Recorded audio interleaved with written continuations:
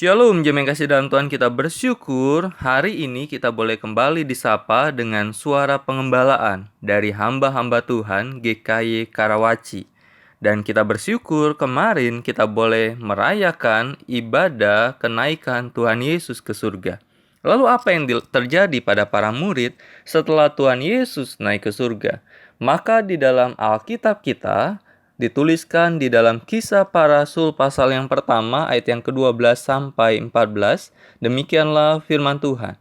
Maka kembalilah rasul-rasul itu ke Yerusalem dari bukit yang disebut Bukit Zaitun, yang hanya seperjalanan Sabat jauhnya dari Yerusalem.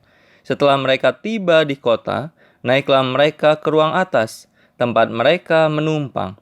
Mereka itu ialah Petrus dan Yohanes, Yakobus dan Andreas, Filipus dan Thomas, Bartolomius dan Matius, Yakobus bin Alfeus dan Simon orang Selot, dan Yudas bin Yakobus.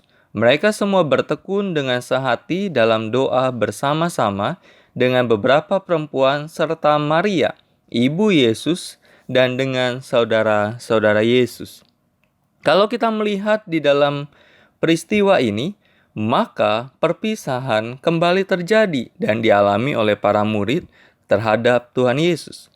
Tetapi ketika kita membandingkan antara perpisahan ketika Yesus disalibkan dengan perpisahan ketika Yesus naik ke surga, adalah dua perpisahan yang bertolak belakang, yang sangat berbeda kondisi daripada para murid.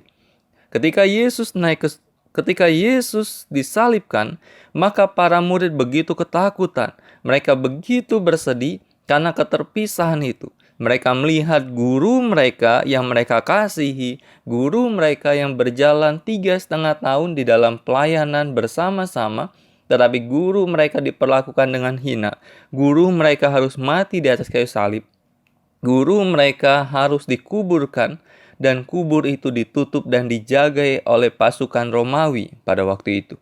Tetapi kalau kita melihat ketika Yesus naik ke surga, maka pasti kesedihan dialami karena mereka tidak bisa melihat lagi secara fisik dari guru mereka. Tetapi kesedihan itu adalah kesedihan yang penuh dengan pengharapan. Kesedihan itu adalah kesedihan yang penuh dengan sukacita. Kenapa? Karena ketika Yesus naik ke surga, maka Tuhan Yesus berkata, "Aku akan datang kembali. Aku akan memberikan kepadamu roh penolong."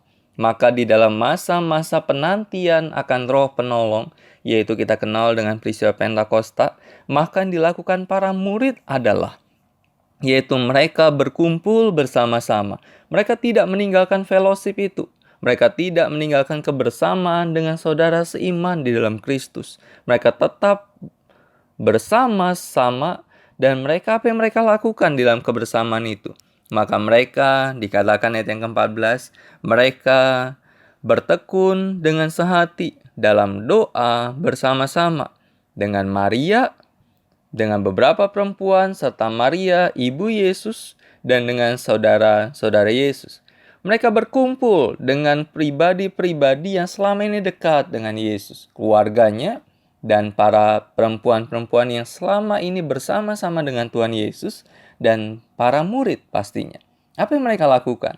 Mereka bertekun dengan sehati dalam doa. Terima kasih dalam Tuhan, itu yang mereka lakukan di dalam masa-masa penantian. Mereka berdoa kepada Tuhan. Mereka berdoa, bertekun dalam sehati. Mereka bukan hanya sekedar berdoa individu, tetapi mereka berdoa secara komunal. Dan biarlah melalui refleksi ayat yang ke-14 ini kita merefleksikan. Di tengah-tengah situasi pandemik ini, bukan hanya kita dipanggil untuk berdoa secara individual, tetapi di dalam doa-doa pribadi kita pun dipanggil untuk berdoa secara komunal, berdoa syafaat secara komunal. Kita bersyukur beberapa minggu yang lalu gereja kita memulai gerakan doa untuk seluruh jemaat Tuhan.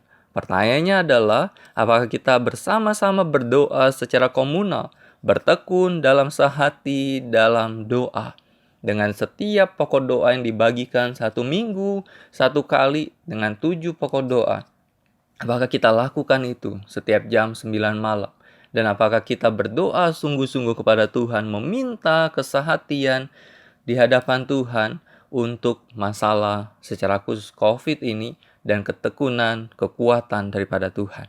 Biar di dalam masa-masa penantian ini, maka kita tidak pernah lupa untuk kita dipanggil untuk berdoa. Bukan hanya secara pribadi, berdoa untuk pergumulan kita secara pribadi, tetapi kita dipanggil berdoa secara komunal, yaitu secara komunitas sebagai bagian dari tubuh Kristus.